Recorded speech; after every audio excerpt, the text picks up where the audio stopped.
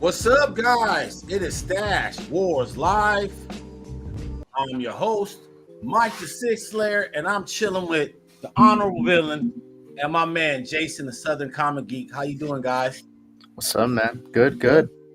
Man, it's another fantastic Friday, man. We got a great slate of topics to talk about. We're going to just dive on in. Everybody, be sure to like this video and subscribe to both of our channels, please. And if you want to support my channel and you like any of the comments that I display, hit the link in the eBay store. It'll be all available after this. So I'll be listing all of the stuff that I show later on. But we're about to just dive on in. Don't forget to subscribe. Okay, gentlemen, we are 1 week after OAX, and we're 1 week before Megacon.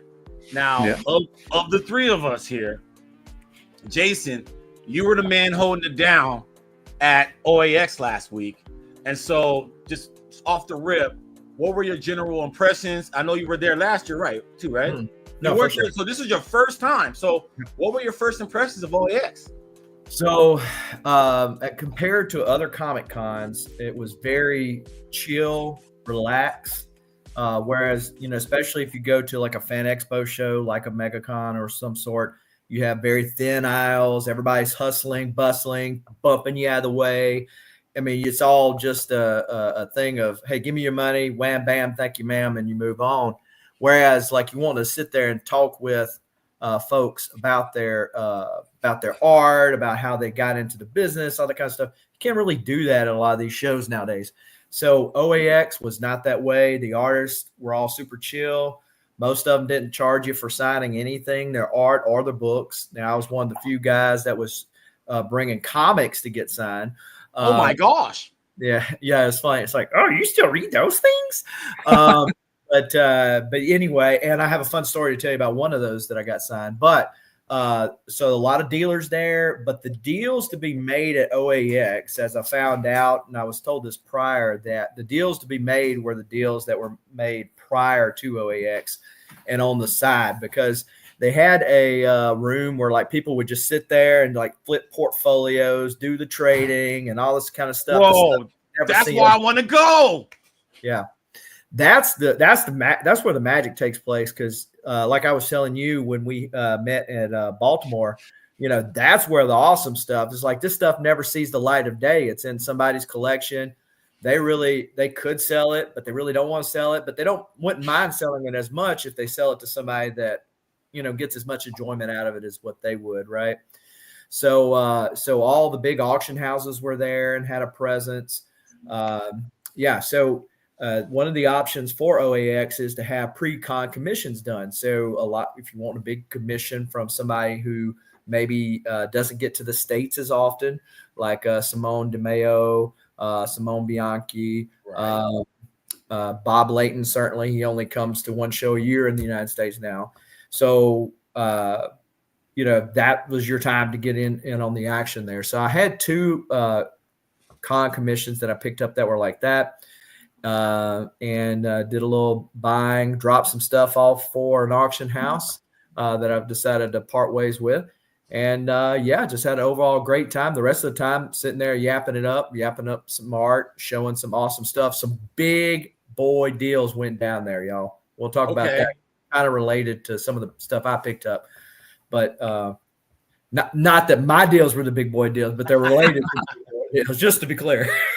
Okay, Mark, before you ask your question, I just gotta follow up, man, because my head's about to explode, because Jimmy Palmiotti pretty much said verbatim what you said about OAX and all the stuff that cracks off before OAX even starts, and you just so just matter of factly said it, and that just makes me so want to be there. So I can't wait. So just based on your collecting sensibilities, your collecting preferences, what was some trades or whatever that happened that day that you were like, oh man?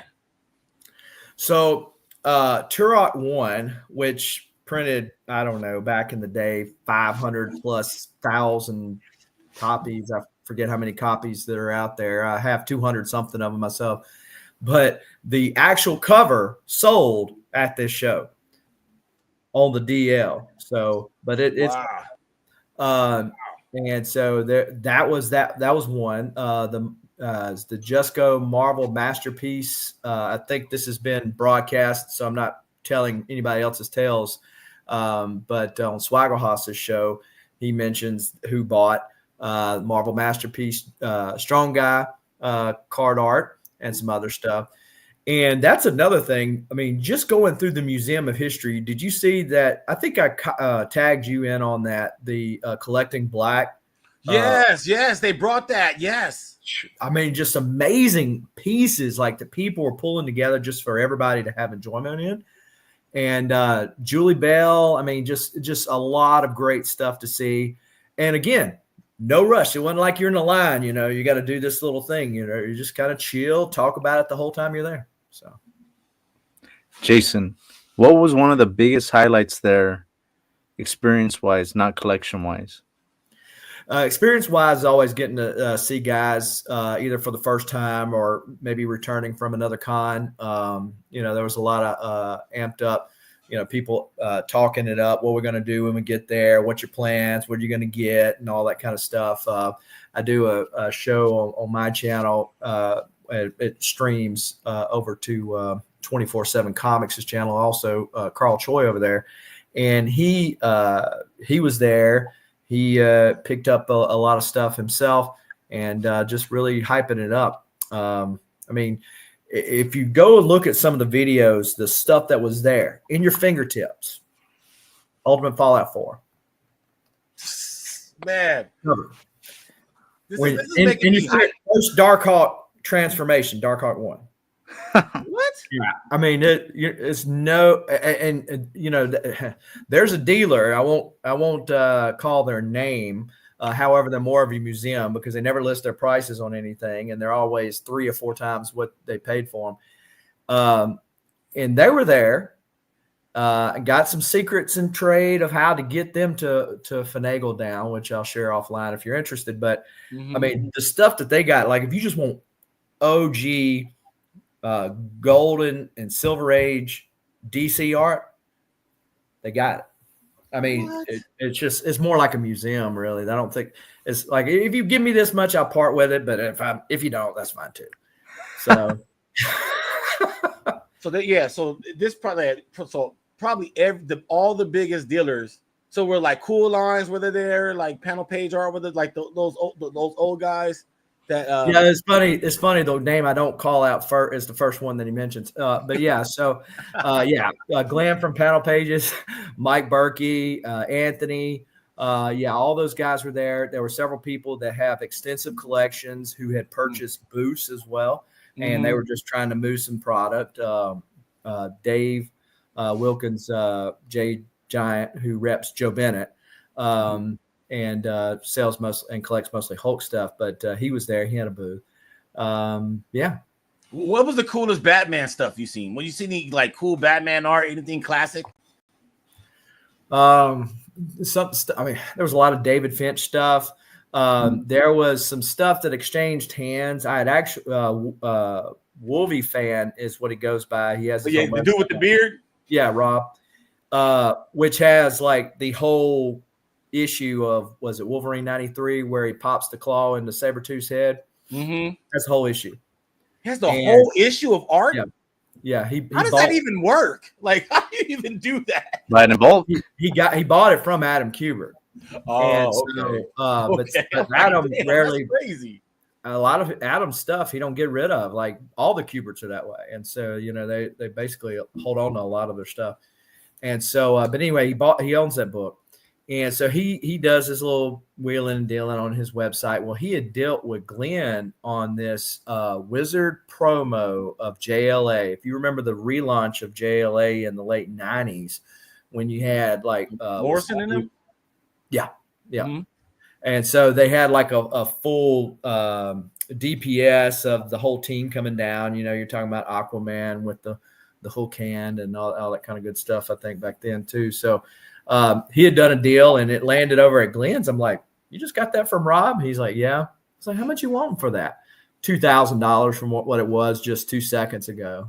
Ah. Okay, well, you can hold on to it like he was. And there was a great DPS that same Morrison run of JLA. I forget who the artist on it was. It might have been Porter. Might have been Porter. And so it was a great piece too. Well, if you're interested, Panel Page just listed it on their website. But just some great stuff all around. Didn't see any kind of standout Green Lantern stuff other than the OG Silver Age stuff. Okay. All right, man. Okay, man. All right. Now I'm excited about you and what you got. Where do you want to start, man? We're talking about your loot from OAX. Okay. So, we can start by one of the weirdos that actually got comics to get signed. So I'm a Valiant fan. And so I think I showed on this very show the Cheezosaurus Rex is one of the pickups. And everybody's like, what's Cheezosaurus Rex? So Bob Layton, who is one of the founders of Valiant Comics, certainly, inked a ton load of stuff over there. This is actually uncredited. And so I was unsure, but I figured he would know if anybody did. So I brought it, and as soon as he saw it, he says, Cheezosaurus Rex. He said, this is the most expensive Bob Layton comic there is. He took a picture of it and sent it to a friend of his overseas. And he says he's a big Cheezosaurus Rex fan, which there's another version of this. It's not quite as rare, but I own it too. And so Art Nichols and him did this. And Art Nichols just recently passed from cancer last week or week before last. Oh, wow. And so, so he signed that very joyously, telling his art rep, Spencer Beck, man, you know about Cheezosaurus Rex? You know about Cheezosaurus Rex? He was just like a little kid. I'll tell you, it was so fun to watch him just talk about how it was like a little kid, I was like, oh man, I got this cool comic, somebody actually knows what it is. Man, when you brought that last time, I had no clue what it was, man. You were schooling me on that. And the fact that you got that kind of reaction out of Legend Bob Layton. Well, and I don't remember. I think one of the pieces that I gave to you is the Bob Layton ride piece, the homage. Yeah. I have it right here. Yep. You want to start there? Yeah, we can start there. When I found out that Bob Layton was going to be one of the options for a pre-OAX commission, I jumped on it right then.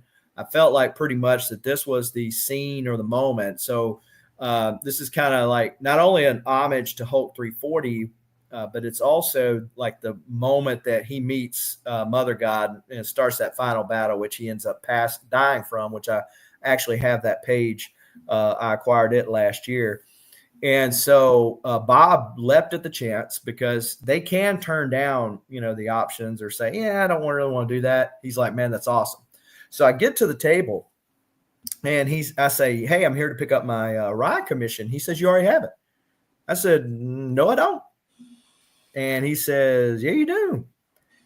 And so he's sitting there just bumfuzzled trying to figure out what in the world has happened to my art. And he says, I bet you I know what happened. He said, I sent over a bunch of pages to this other guy who does some stuff with my art, sells it for charity, whatever. And I bet you it's in with that. He said, I'm going to ask him. Don't worry about it. I'm going to get you your piece. And I'm like, all right. Well, another buddy of mine walks up and asks him for his piece. And he tells him the exact same thing. You already have it. And I said, well, it sounds like your piece is the same place mine is. Well, come to find out they were. And they were face to face. And so they were the blank backs were hiding the fact that there was art in between those two pieces of paper. Mm-hmm. And it just so happens that the guy that he was referring to was at OAX. So he calls me up and says, hey, Bob wanted me to call and say it's all my fault. And you hear Bob in the background saying, see, I told you it wasn't me. So anyway, so I walked back down there and picked up my piece, and my friend picked up his as well. So fantastic. And Bob is a machine. I gave him this idea one day, and it was done the next. He sent me a fully scanned thing the next day. And this is 11 by 17. What's the dimensions on this? Yeah, 11 by 17. It's a great piece, man. Yeah, He's made this out of one day, dude. Yeah, absolute machine. And I mean, he does color. So he taught himself to color during COVID. So he actually likes to color pieces now. He does a lot of homages of his own stuff or recreations of his own stuff, and colors a lot of them. I thought about having him color this one, especially with the rye red dot there, but decided against that. But yeah, so half the story is the fact that Bob Layton almost lost my piece, or certainly sent it to the wrong place. What piece you want to hit next? Whichever one you want. Okay, so I'm gonna go to this Solar Man joint right here because I love this one. This was one of my favorites of it. So this came out of the collection of Jimmy Palmiotti, and so when I went to get Jimmy to sign my art, I had a couple of art pages from him, and I wanted to sign at the bottom, and so I went to get him to sign it, and he says, "Hey, you ought to get that cover that's in the auction." And I said, yeah, a buddy of mine wants to go after it. So, I'm going to let him go. And we'll come to find out we were exchanging texts. He says, man, you go for it if you want it. So I did. I won it. And so I brought it back to Jimmy the next day and for him to sign it at the bottom. And Jimmy, we just had a really great conversation about art. And, he had a lot of in his box, like his throwaway box for $75. Now, this is what I missed out on. As much as I picked up, this is what I missed out on. This is the stuff you got to watch for. Jimmy had in his throwaway box for $75 a page, Bernie Wrightson, what? Jimmy Palmiotti, Punisher pages. When they did that Punisher run? Yeah, but that was was it with Jim Starlin writing it? I don't think Jim. Okay, though. But yeah, but Bernie was thinking of the Jim Starlin, and Jimmy was. This is like during the Punisher Max stuff back. Okay. Now I know where you at. Okay, yeah. And so Bernie Wrightson was writing this. I mean, penciling this stuff. Palmiotti was inking it. I mean, where are you going to get a Wrightson piece for $75, man? He's like, yeah, I noticed it was in there. I had to pull it out, but somebody had gone over there and he would have, honored it. But we were talking about how the price of everything, art in this case, had gone up, and it kind of created a barrier of entry. When we were young, the spinner rack was our gateway drug into all this, right? And with that gone, a lot of collectors have kind of gone to other avenues or other obsessions, and so the same thing's going to happen with art if art continues to skyrocket. So we have to have some kind of gentle gateway drug to get them into spending these big bucks that this stuff costs a lot of times. But, it seems like, as everything kind of goes up at the same time, right? So like, SIGs went up, art went up, everything went, like everything just kind of just went up all of a sudden in one big chunk. And but every now and then, though, you'll find a diamond in the rough. Mm-hmm. I wish somebody picked up that Bernie Wrightson Punisher page. I wish for $75. Right? That would have been crazy. And what was crazy was he told me when I got those first pages signed, he said, there's some Solar pages over there. And I got distracted and I forgot all about it and walked off. Well, the other guy that was bidding me up on this got those Solar pages instead, because I saw him post them to his calf page. And so when I came back to get him to sign this, he goes, somebody came and cleaned me out the other day. I was like, dang, got me. So you win some, you lose some. So there you go. All right. So this one here, this is another one, another beaut right here. This freaking this Turok page right here, dude, is pretty heavy. So yeah, this is another case of you win some, you lose some. Okay. So Bart Sears announced that he was going to be at OAX on Comic Art Live's channel. He said, I actually have the Turok #1. This is from volume 2. This is from the Dynamite run, but this is an obvious homage to his original cover for Turok 1 from the Valiant days. And so he says, I actually had that cover. I immediately reached out to him and said, how much do you want for that cover? They told me. I said, I think I'm going to pass. So I get to OAX and I look down. I said, there's that cover. I said, I tried to come to grips with this cover, but I really couldn't come to an agreement. She said, well, make me an offer. And I looked down and I saw the price was half of what they originally told me it was going to be. And I said, I'll take it. Now, as soon as I said I'd take it, I immediately go, dadgummit, why didn't you ask for $500 off? Man, this is a cool piece. Okay. I was just so excited about getting it. Now, West Coast Avengers, Dave, I don't know if you were familiar with his YouTube channel or not. He told me that he came by right after me to pick this up and missed it. So it's, again, a good game of give or take. But see, I knew where the original one of this is. Okay, so there was an art dealer at this show that had the cover to the original one. And a deal went down and they bought the original one was sold low key. I say low key, it wasn't like widely publicized, but it is known that who bought it and I know how much he paid for it. But so yeah, big stuff went down at OAX. It'd be interesting to know whether or not Bill was able to collect any data from at least the dealers as to how much business kind of went through that weekend, for nothing else than to say, hey, dealer X out there, come next year because this is how much was sold this year, that type of thing. But I need you to educate me on something, man, because like I said, I'm just such a DC homer. Okay. Mm-hmm. I don't know that much about, I know some Marvel, I know a little indies, but Turok. I grew up. Turok was a video game. So what came first? Was they made a video game from the comic, or vice versa? The comic was the OG. So if you think of Gold Key or Dell Comics, Turok, Son of Stone was one of those comics. Well, when those had long gone out of print, so when Western Publishing, who owned that, Jim Shooter was able to strike up a deal to use those three main characters, Magnus, Solar, and Turok, as the launching pads for a new superhero universe. And so those are owned by Western Publishing, are not part of the Valiant continuity anymore for that reason.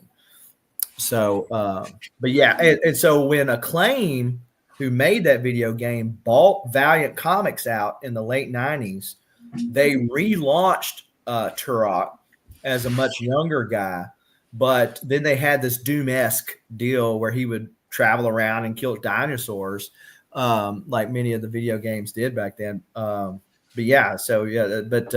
certainly a lot of people of a certain age group, that's what they know Turok by is by the video game. Man, that's all I know it for. I think it was Nintendo 64.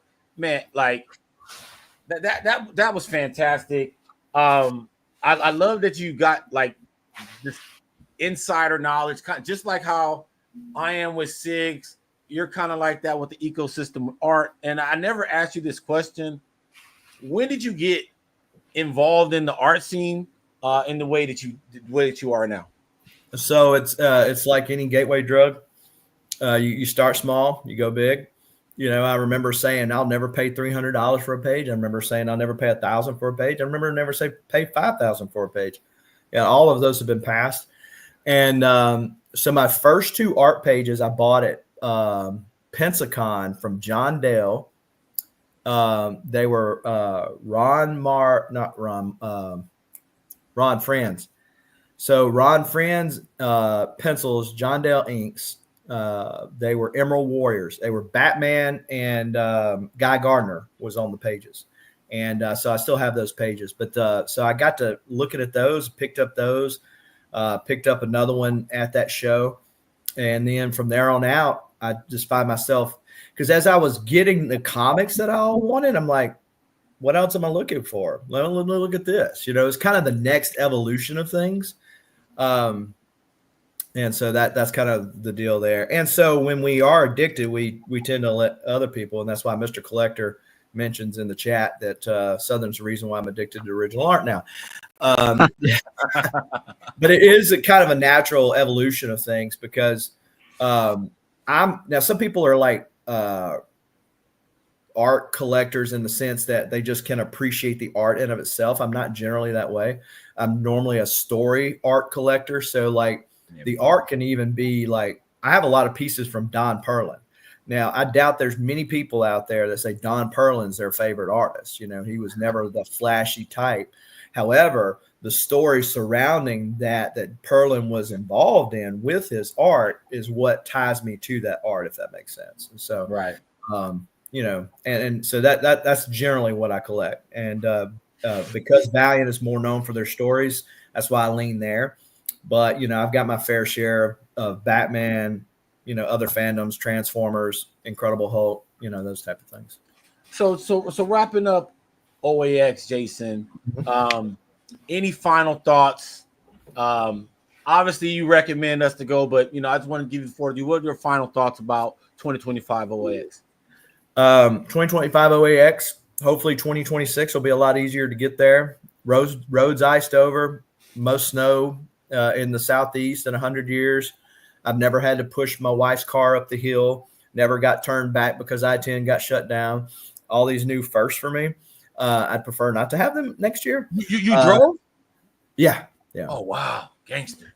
And so there's that. But certainly provided an extra memory and froze my tail off Friday night in Orlando, Florida. Who would thought it would be like freezing? I mean, who would think it?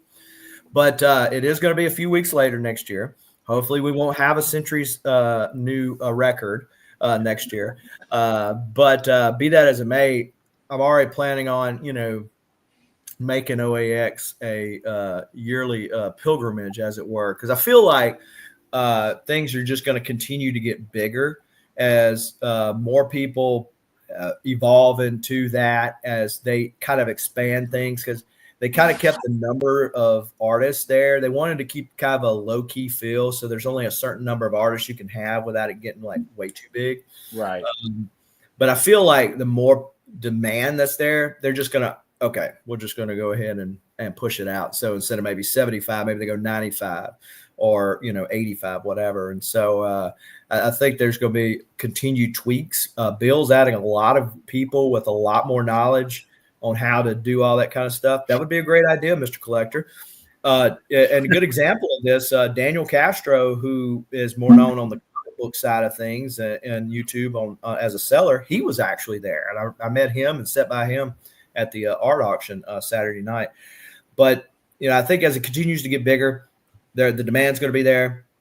Bill's surrounding himself with a lot of people that have got a lot of big ideas, and I feel like it's just going to continue to get bigger. So if you like original art, if you like a low-key feel, all the deals, you know, on the sidelines before you even get there, you know, most of the deals are made and it's just happening and talking about it when you get there. If you like that in a show, OAX is for you. Man, well, I'll be there. I'm gonna make it a priority. That's gonna be one of my priority shows for 2026. But I had to go. I had to go to Megacon again, and that's the segue right here. I had to go again. Orlando was weird for me. I don't know. I can't say about you guys. It was, you know, I almost got hit so many times just crossing the street and stuff. It was wild. But once I got to the actual con, I haven't seen a con that big other than San Diego. And for me, if you guys don't know by now, know it. I'm a huge Jeff Johns fan. And so Ghost Machine with Yvonne Reese and Jason Fabok and like everybody that I absolutely love as far as their work was all in one spot with Tony Daniel, right? So Tony Daniel and a bunch of other heads.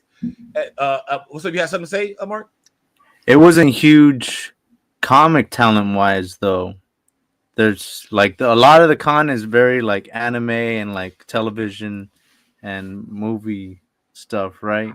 No, Megacon was crazy. No, Megacon to me is not, I would say it's not as big as San Diego's talent and Heroes talent, but other than that, I would say as far as concentrated current talent, there's no other show other than New York and San Diego, you know, because Megacon has a bunch of legends and a bunch of pros and stuff, but we're talking about concentrated people that have popular titles that are on stands today. Megacon did a good job last year, and Megacon did a fantastic job this year. And we got the Todd Father. The Todd Father will be there. And we've been talking about Megacon directly or indirectly for the past couple of lives, and that's because it is kind of the Kickstarter for the con season, and it's a huge overloaded, bloated show. Now, we didn't really talk too much about Todd McFarlane because really we were trying to get ready and get our minds wrapped around how much we're going to be paying and how much people charge for signatures and all of that jazz. And so I kind of knew that Todd McFarlane doesn't typically charge unless it's like a CGC signing or something like that. But I've only been to Megacon. This will only be my second time. And so I never really experienced Todd McFarlane at a show other than San Diego. So I know how that rolls. I know that San Diego has an image booth and there's a whole rigmarole and rat race around that. But if you've been to San Diego Comic-Con, you know, okay, you can get your hot toddies that way. But here at the biggest fan expo, really, because that's what Megacon is the gigantic steroided out fan expo. I've never seen Todd at any of the fan expos, you know, me personally. So, and that's a different operation. There's no image booth at a fan expo. So how did, you know, is he charging? Is he going to be temporarily repped? You know, like, I don't know. You know, I didn't know. And so I'm glad to announce, and if you already go into Megacon, you probably already know, but I just want to officially state it, that Todd McFarlane is free. But it's a raffle. So you had to get your email. So if you already bought your badge, which you should have already, you already got an email letting you know that you can submit for the raffle to be a part of the Todd McFarlane signings. And he's signing all 4 days, which I was like, wow, because normally he's a, you know, Friday, you know, Saturday kind of guy. And so for him to be there the whole show and to sign, I think that's a big deal. I'm going to be there all days. And so I'm hoping that I'll get one. I mean, I got, you know, 4 chances, you know, my luck, I kind of suck, but you know, with winning these types of stuff, but I'm excited to let everybody know that Todd McFarlane is free 99. Okay. Just get lucky. All you need is luck and a hot book. Okay. And, or a Funko Pop or whatever you know, rascals get signed these days. You know, I'm old fashioned. I'm going to get my comic. You might get a Funko Pop or a pack of Starburst. I don't know. But anyway. All right, guys. Okay. I have to ask this question. But one, we all agreed that Todd McFarlane is he the number one guy in comics? Who's the number one?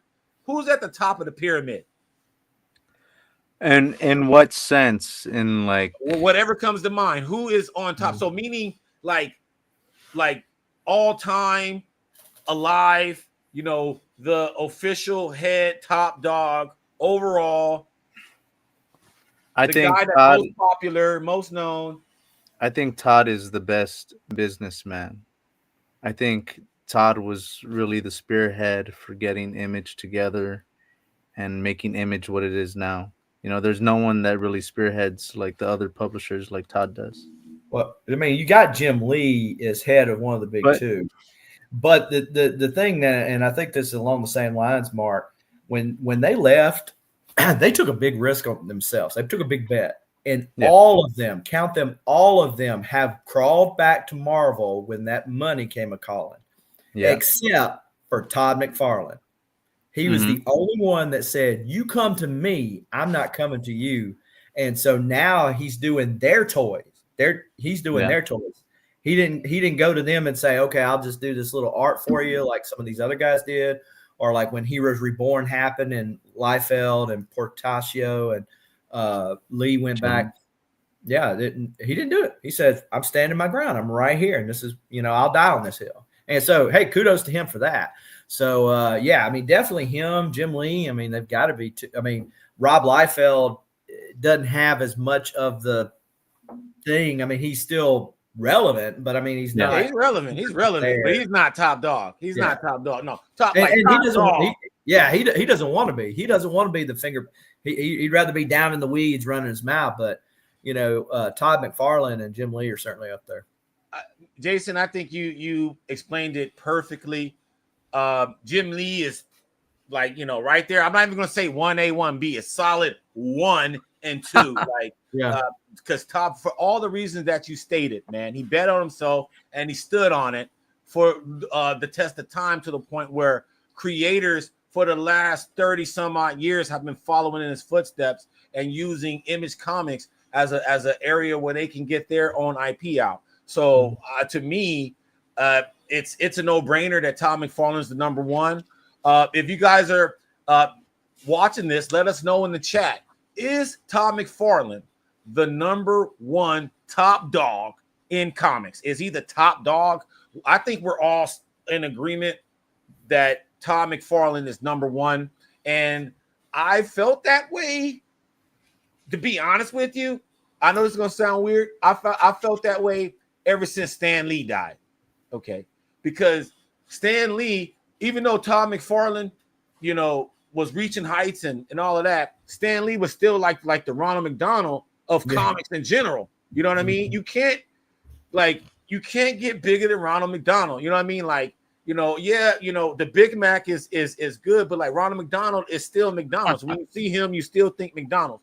When you think of Stan Lee, yes, you think Marvel, but if you're not really hip to comics like that, you think comic books in general. When you see Stan Lee's face, you think of comic books. And I think once he passed away, I think that the crown got passed to Todd. And I think Stan Lee is different than Todd. I think that his significance is different in the sense that he was just an overall ambassador for the medium. And he was like the first real like crossover comic book personality, right? Mm-hmm. Like Bob Kane was there, but Bob Kane was not bigger than Stan Lee as far as popularity. You know what I mean? And so once Stan Lee passed away, I felt that Todd, stood up, and that's where the Todd father was born. I don't think that he could be called the Todd father on Stan Lee's watch. Now he can be called the Todd father because he's the big daddy. He's the big dog. And so now my next question, guys, all right, since we're all in agreement that Todd McFarlane is the top, I think that his line, will it be the longest line at Megacon? I don't know. Well, maybe. Well, this is what we do know. Because it's a raffle, the amount of people is controlled, right? Mm. But I have a feeling that the lotto line is going to be nuts. Like, I'm actually scared. Like, I'm scared of what I'm going to see in the Gabrielle Delato line. Do you guys, what line do you think is going to be? Do you think Gabrielle Delato's line is going to be longer than Todd McFarlane's? I think, man, people are crazy for Miller, man. Miller's line's always long for some reason, even though his signature is $80. Like I'm a Miller fan, but like, damn, there's too many people in Miller's line for some reason. You're like, dude, get out. But yeah, McFarlane, he's free. You have to win the raffle, and McFarlane he's a soldier, man. He'll do 400 signatures, 500 signatures nonstop, and it's one book per person. So, and he doesn't stop by his own admission, and this is how he continues to sign books at CGC. And that's how he does it, right? Because he says he doesn't eat, therefore nothing comes in, nothing goes out. So this is by his own admission. No eating, no drinking. Wow. Yeah. So he like treats this like it's a damn sport. He's a machine. Six-land is a sport too. Well, and so one of the benefits of being in a place like Megacon, you got Frank Miller, you got Lee Bermejo, you got Delato, you got so many big ones. Maybe that divides the lines a little bit, and maybe there's a little relaxation. Please. Right. You might be right, Jason, man. So I'm just hoping that the comic gods are with us. But as we always say, early bird gets the worm. So if I get there early, and stake my claim, I think I'll be all right. Last year we did well. I was third in the Jason Fabok line on the first day. So that was crazy. So I'm hoping Now that, we know where we're going, though. yeah, that's true too. We've been there before. We know the layout. We know where everyone's at. That's totally true. So yeah, I think we'll be all right. Be And first. and say what's up to us if you see us at Megacon and Artist Alley, because that's where we'll be pretty much all week. You know, Artist Alley pimping. Okay, if you guys won a one of these raffles for one of these days from the Todd Father, I'm starting with you, Jason. What one book would you choose and why? So I have 2 copies of this book, and it's kind of related to one of the art pieces you showed earlier. And the other copy of this book that I had signed at Baltimore got lost in the mail. Thank you, FedEx. Oh, wow. And so we'll have to settle for this version. But it's the classic Hulk 340. There it is. Already signed by Bob Wyachek. And it's got a little bling bling inside there, a little Mark Jeweler action. Mark Julas. Bob Wyachek is a G, though. Yeah, he's a G. Well, see, Man. my other copy had Bob Wyachek and Peter David on it. And so neither one of them are getting any younger. So Yeah. Okay, well, that's a pretty good one. I love that cover. I think that's one of my, actually, to be honest with you, Marvel and DC. That's probably my favorite one. I know people like, his Spider-Man covers and stuff like that, but I just something about that cover and then the blue background and obviously the reflection of the Hulk in the claws. I just think that's so cool. That's an iconic book. My man Mark, what do you have for the Todd Father? And you bet not say nothing. I think I have the perfect book for Megacon. I think this is like, I think they had this book in mind or something, or I have Spawn Batman. Okay. right. I might just pay the $80 and get Miller on this. I'll have Mcfarlane for free, so I'll say that's a split of $40. Yeah, there you go. And then Capullo's gonna be there, and Capullo has a splash page on, or he has a pinup in here, Triple Sig. so you can get a triple sig on this one. So there's the Capullo in the back. So William Walker's bringing Curse of Spawn number 17's newsstand. Less than 25 in circulation. What? That's gangster. I was looking for. I had a poll out. I don't know where the other book went, but it's somewhere. Lost in the ether. Lost in the ether. It's somewhere. Oh, here it is. I'll get it real quick. Does anyone know the story why there's only 25 of those lost? 25 in circulation. Okay, this one, I'm hoping that Todd, I get lucky with Todd more than one day. That sounded weird. I hope that I win. I hope that you just might, man. I hope that I win more than one day. I was like, wait a minute, hold on. That's how you're gonna win. All right, so I put up a poll on 6 Layer Station. I put up a poll to ask the Stash fam, which comic should I get signed by Todd McFarlane? Because I was having a bit of a, crisis here. And I have obviously this one. Everybody likes this one.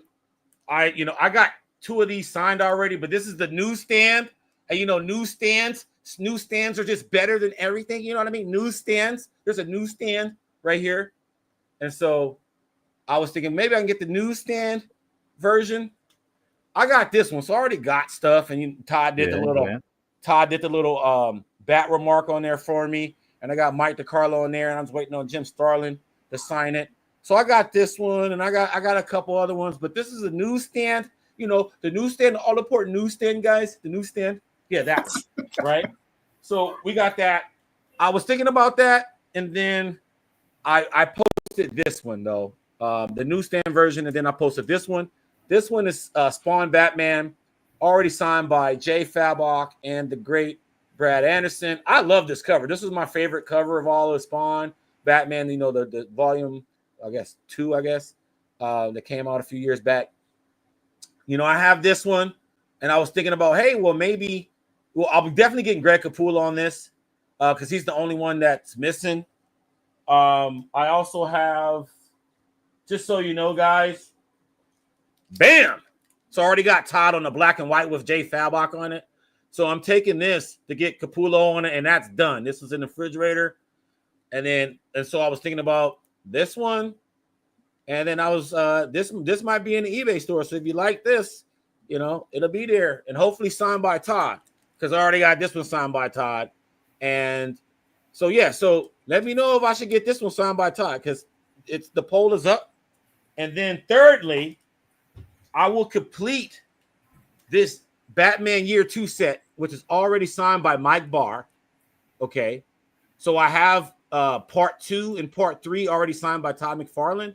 Part 1, Alan Davis did, and that's already signed by Alan Davis. And so I was thinking of getting this. So if I won, thinking of getting this and having Batman Year 2 completely signed by all the cover artists.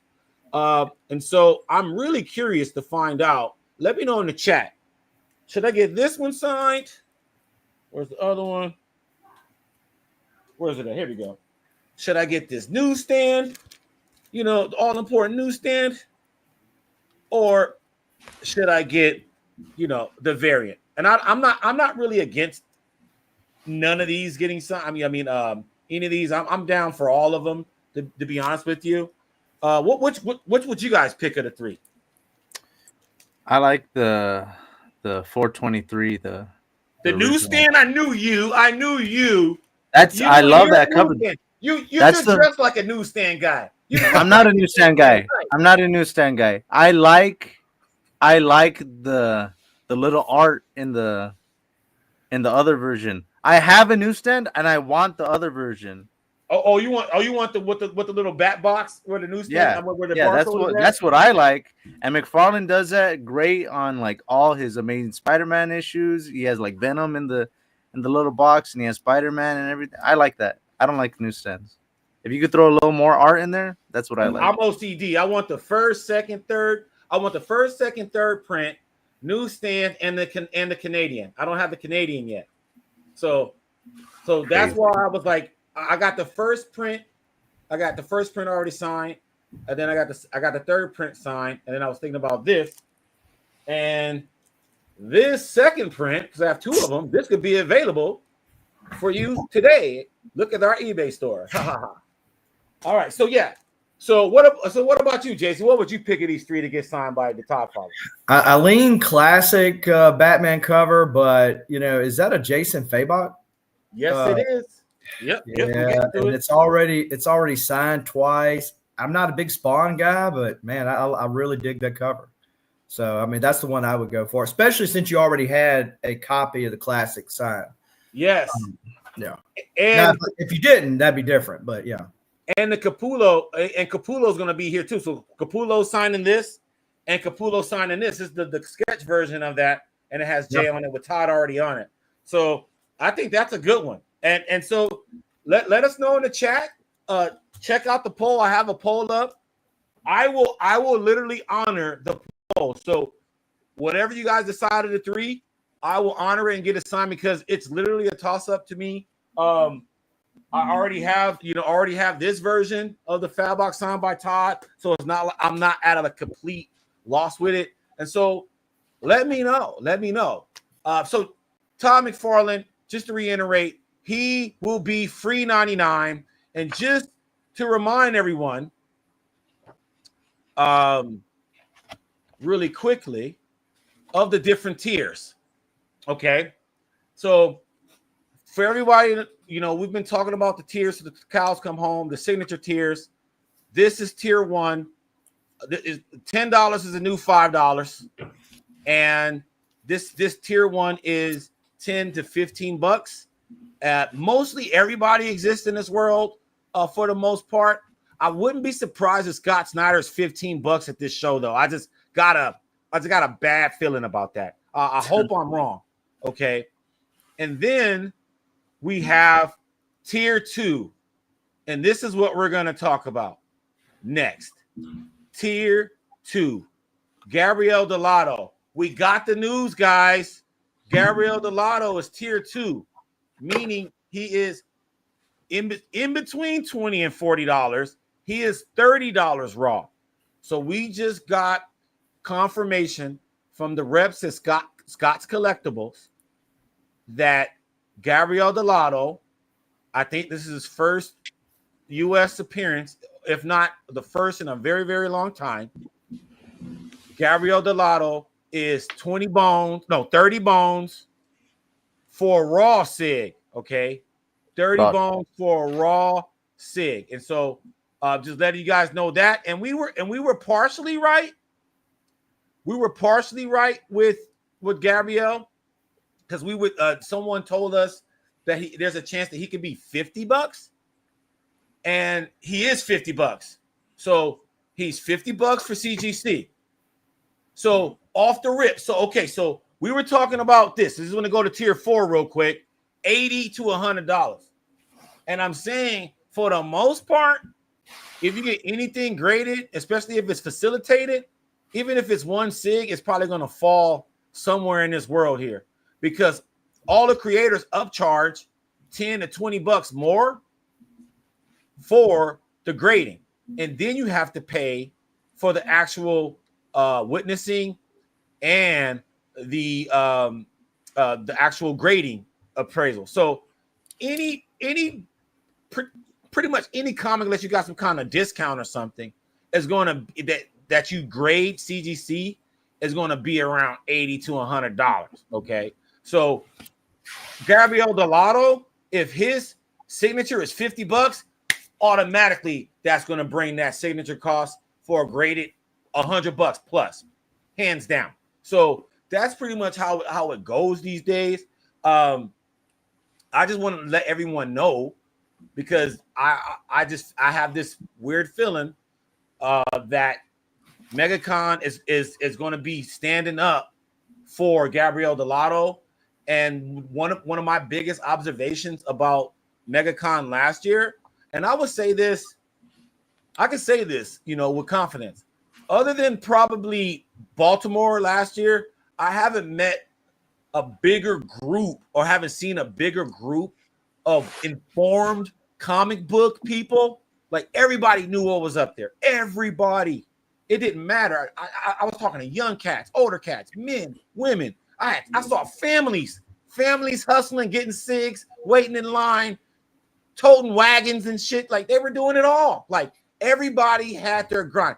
It was like the Olympics for collectibles. Like, everybody was rat racing. San Diego is more like Ocean's 11. You have to know all the different, the handshakes, the eye winks, and know where people at. There's a schedule, then there's a shadow schedule. You know what I mean? There's the list of people, then there's a shadow list of people. So Megacon is like just everybody knows what's up. Everybody knows what they're doing, and you better be on your P's and Q's. And if you really want to get it done, get your VIPs lined up, because cats are going to be there. Like, this dude, I met some of the rudest people in Megacon last year. It was crazy. I'm at Brad Anderson's table chatting. We're just talking, right? I bend over to pull out a book. Literally, I'm maybe 3 inches away from the table. I go pick up my book. Some dude comes, knocks me back with his backpack, cuts in front of me, because he had a VIP badge, and he noticed that I didn't have a little placard or whatever that had a VIP on it. And I stood up. I was like, dude, what, you got a VIP or something? Huh? He goes, yeah. I'm like, dude, a VIP doesn't make you immune to being a dick, okay? I'm at the table, okay?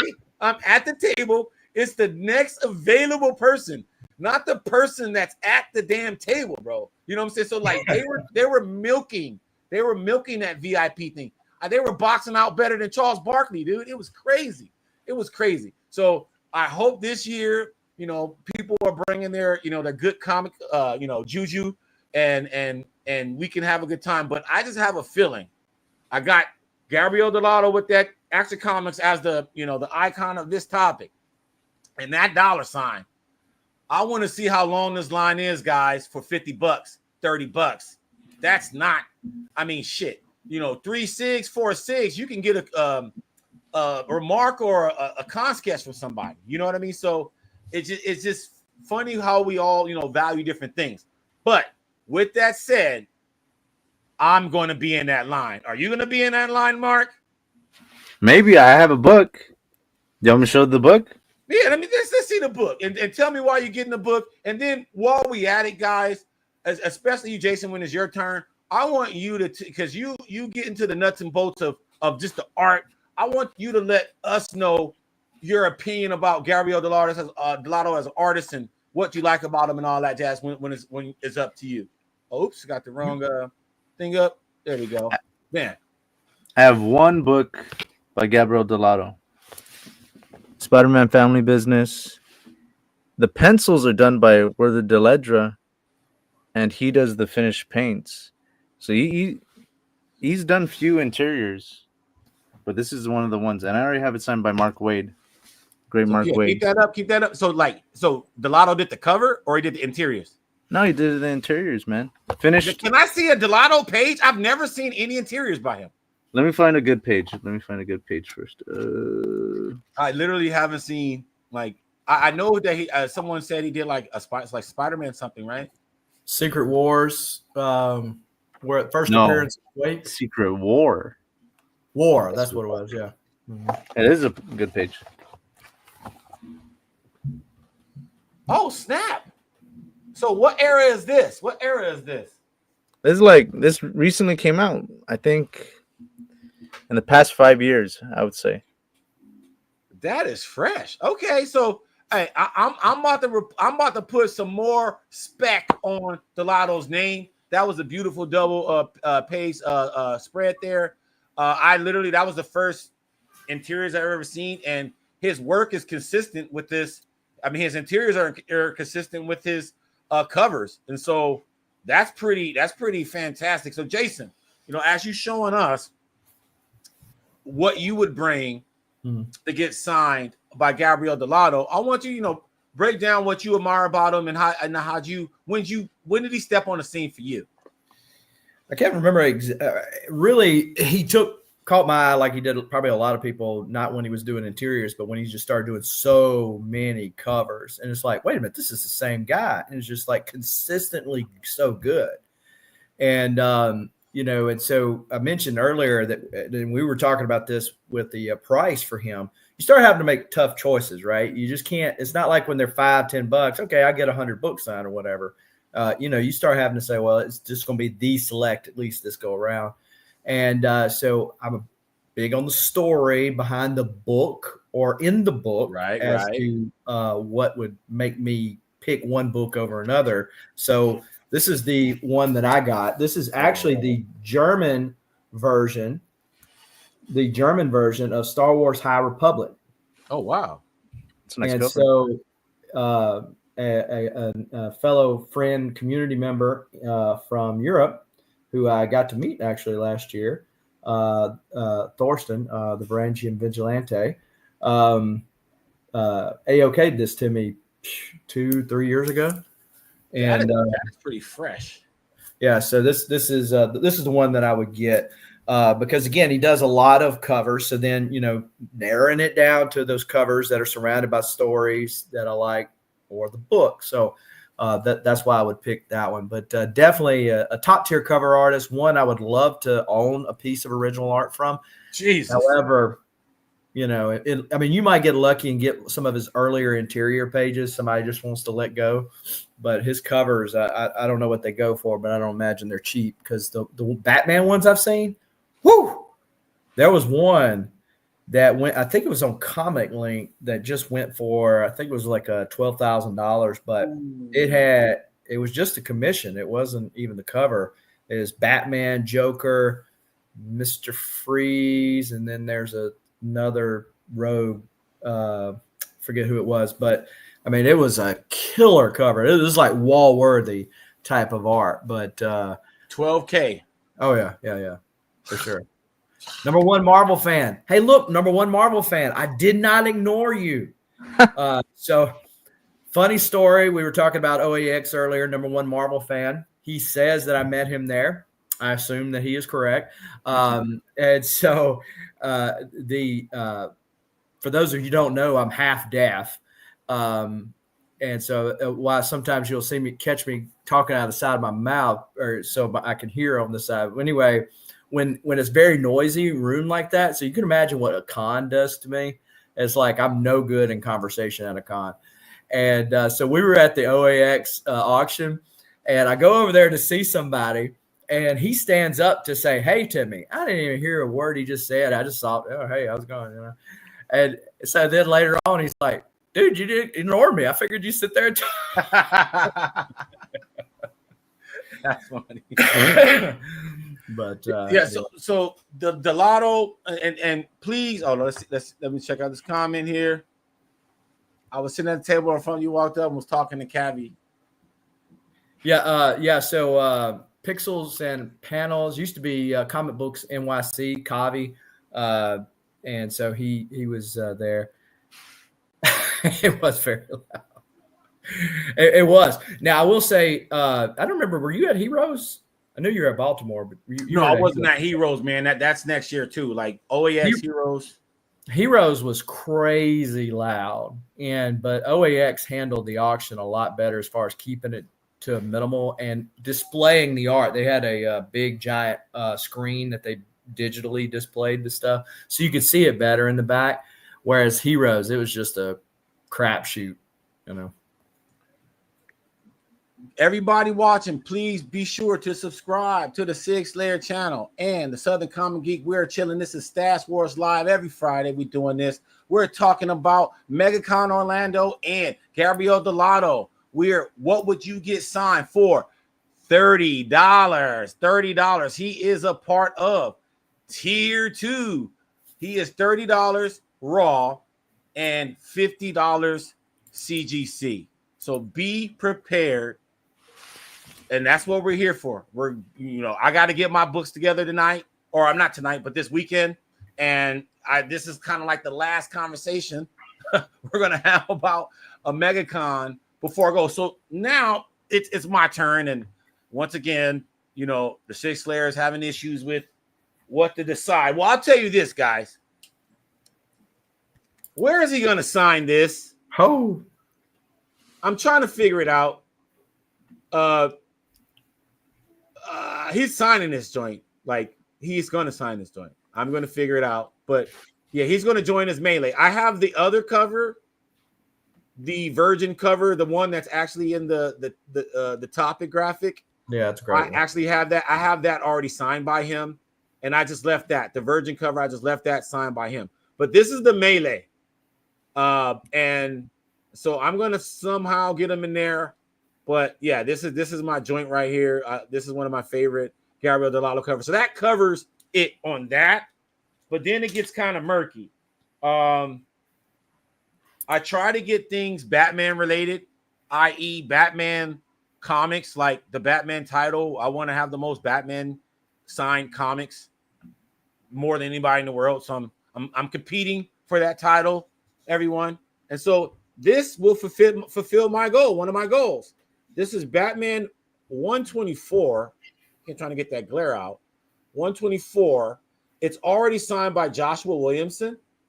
And so I was thinking, hey, a double sig with Gabriel Delato. I don't think I have any Delatos with more than his signature on it. But hey, we're about to make that happen. Okay. And then I thought I had another one. Oh, I did. This Detective Comics. Now, I want to, there it is. There's a signature. Because when I was looking at DC fandom, that's where I kind of get some of my comic book facts about, DC. They don't mention him as the cover artist on this. And so, but I know his signature, so I know this is him. But I'm going to ask him before he signs this. But I think that's about it. I think I'm not going to do more than 2, bro. Like, that's a lot for me. You know what I mean? Like 60 bones, like for two sigs. That's pretty crazy.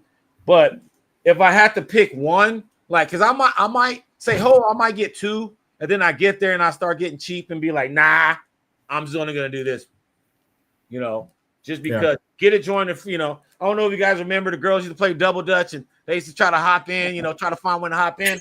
He's gonna try to find where to hop in on this joint, bro. Like, he's gonna like, hey, figure it out. You're an artist, you can do it. So let us know in the comments, what would you get signed by Gabriel Delato? I'm curious to see if there's going to be like con sketches or pre-con things, and I'm curious to see what that first day, Thursday, is like, what those VIPs come away with, because that's what you get the VIPs for, to try to raid the portfolios first. And so I'm curious. I think I'm pretty sure he's going to have some stuff that that people can buy that's not going to be so gaudy. Should be a lot of pre-done art there to choose from. Wish you can go, hey man, well, we're gonna go in spirit, go in your stead, number one Marvel fan. I've never met Gabriel Delato, but I got a ton of books signed by him. I got friends that go to Lake Como every year, and I get stuff like, I got this Flash signed by Gabriel Delato. This was last year's Lake Como. I love this cover, dude, because it actually reminds me in a way of like the Flash TV show from like the 90s. It reminds me of like that, the OG Flash, OG Barry Allen Flash show. So I just love this cover for some reason. And I love the trade dressing. I just love this cover. Like, it's one of my favorite Gabriel Delato covers. And so I wanted to get this one signed. So I just want everybody to see that, Six Layers got Gabriel Delato's, and I'm going to be uploading Gabriel Delato's on the eBay store probably in about a couple days. And then after Megacon, I'll have a couple more. If you guys are interested in Gabriel Delato's, I'm getting all the hot stuff, but this here is mine right there. I love this. I think, like this one, and then the one in the graphic where he looks like Christopher Reeve, Superman looks like Christopher Reeves in the Fortress of Solitude. That's my introduction to Gabriel Delato, by the way. Like, I didn't know who he was until I was like, wait a minute. Quick story before we move on to the last topic. So once upon a time, someone at DC Comics gave me every cover of Action Comics 1000 for free. I had so every cover, and then I took all the ones that I liked, and then I gave the rest to the homies. So I didn't want to think about, okay, if this ratio of and that. No, if you want it, just take it. I got the ones that I like. This is what 2018, 2019, somewhere around there. And I pulled out the ones, and I was like, oh, this one's dope. This, Fortress of Solitude, he's in there kicking it. Save the day, he goes Fortress of Solitude before he has to listen to Lois Lane. He goes Fortress of Solitude, chilling, and then he, goes Metropolis, whatever. That's what I liked about that cover. And so that's my introduction to Gabriel Delato, was getting a box of free Action Comics 1000. And I was like, this one is cool. And then actually shout out to my boy Endless from Endless Collection.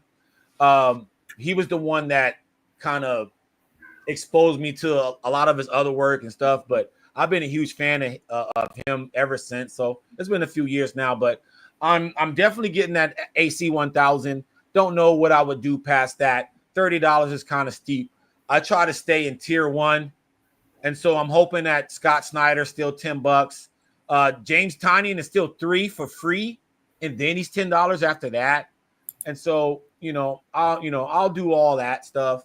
But Greg Capullo, there's maybe a couple people that I'll pay tier 2 for.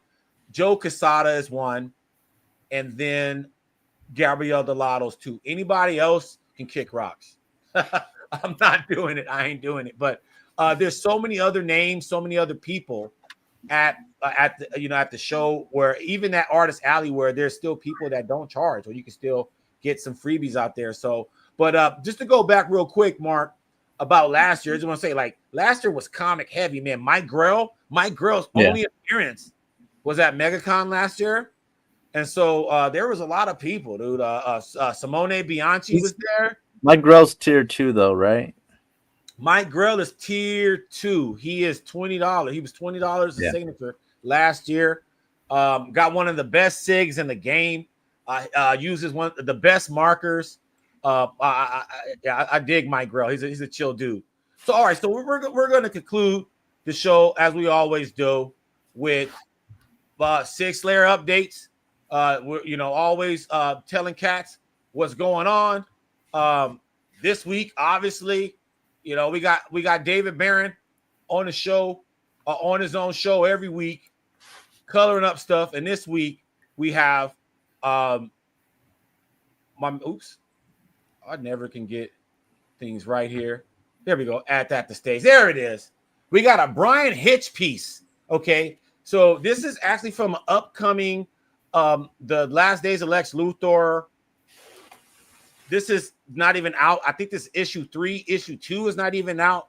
So we're giving you a cover from 2 issues in the future.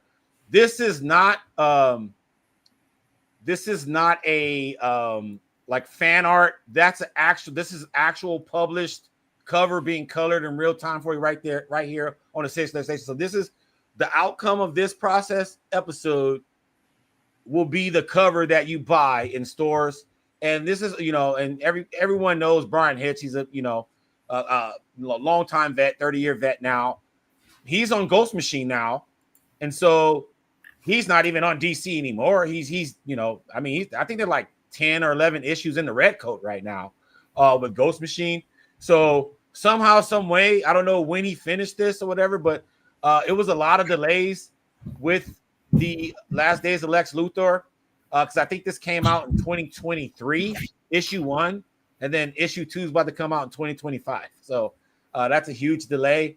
And so David Barron is the color artist, and he also is a feature artist on a 6-layer station. And this is a Brian Hitch and Kevin Nolan piece. Okay, so this is not even out. You can't even buy this comic yet, and you get a sneak peek of it on the 6-layer station. And as always, we have Doug Mankey animations every single Tuesday in shorts, and we're still working on widescreen long animations. But as you guys know, animations take a long time. But who have a bigger line? Oh, someone asked the question. Who will have a bigger line, McFarlane or Frank Miller? Okay, so we asked, what do we say, the Lotto or McFarlane? Now we got the 2 big dogs, right? Frank Miller and McFarlane. Who have the biggest line, guys? McFarlane's free, but he's capped. I think McFarlane is, though. I think we decided that McFarlane's going to have the bigger line because he'll do 400 signatures and won't blink an eye, and each person only has one. Frank Miller costs $80. And he'll have a big line, but he won't have as big a line as McFarlane. And D-Claw 04, I would agree Todd McFarlane would be longer because where Frank Miller is at, they kind of tuck him away in that little area. It's kind of meant to be, it's a big line, but it's kind of a controlled environment. And it's no way if the roles were reversed and Todd McFarlane was where they put Frank Miller, it would be chaotic in that little area. You remember where you were at last year, Mark? Yeah. Yeah, so like I think that they're gonna have Todd McFarlane somewhere where there's gonna be some space.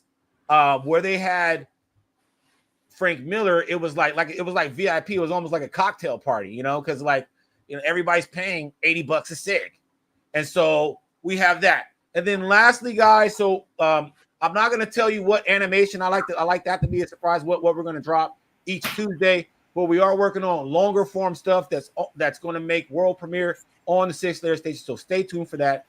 Doug Mankey, longtime DC artist, is also a featured artist on the 6-layer station. And then 6 Layers proper, the Thursday interview. We have Derek Robertson this Thursday, the co-creator of The Boys. We talk about a bunch of stuff. Oh man, Mark, what are your reflections of that day we interviewed Derek Robinson? He's a G, man. That he's down for he's down for the people, man. I'm gonna be happy to see him when he's at WonderCon, and I'm gonna give him big props and go watch that interview. He's just a great guy, man. Man, that had the most technical difficulties ever, but it worked out. Michael Gorman, I like his logic here. Mcfarlane will be very busy the whole weekend. Frank will be get the cutoff time at some point on Saturday, and he's gone.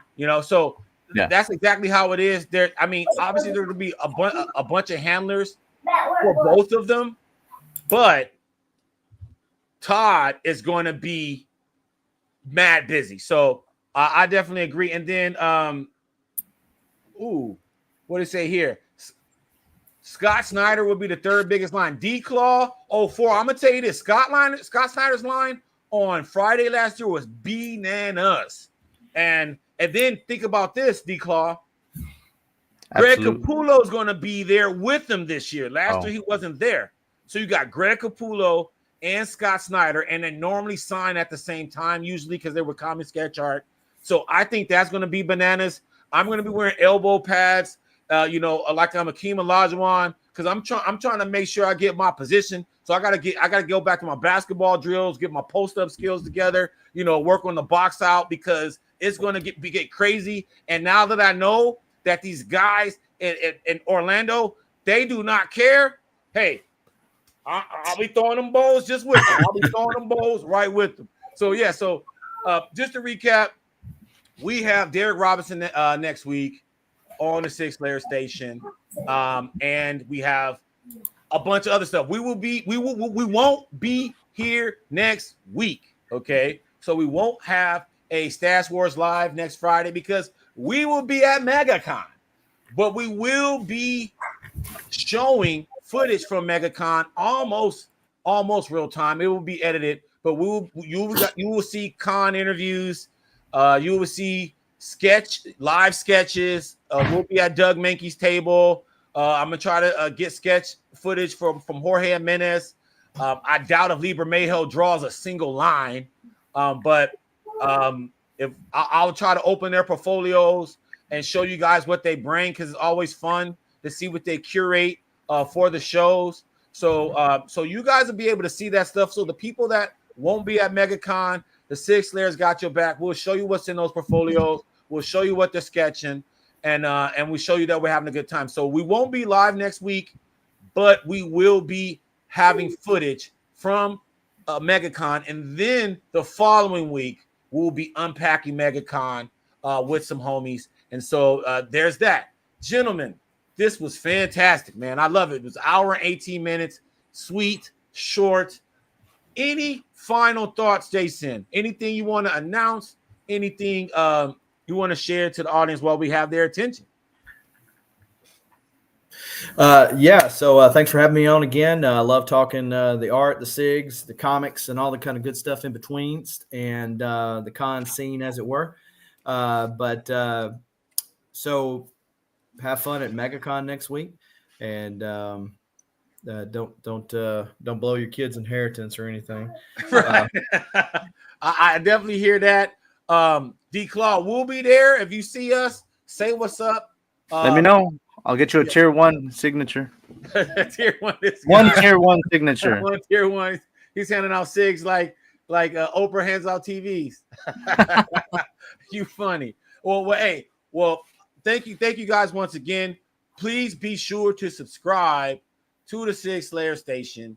We're gonna be once again, like I said, we have Last Day of Lex Luthor right now. You can see that right now after the live. See how the magic gets done by 30-year vet David Barron, and we have about, I don't know how many, but we have over 15 or 20 animations on our playlist, and I'm adding more each week. Guys, everybody have a great weekend. I'm going to get my books all together. I'm going to be strategic. I'm going to do it the right way, because I want to be able to cover the show the best way I can. So everybody, each week, tune in to Stash Wars Live. Each week, tune in to the Southern Comic Geeks content each week.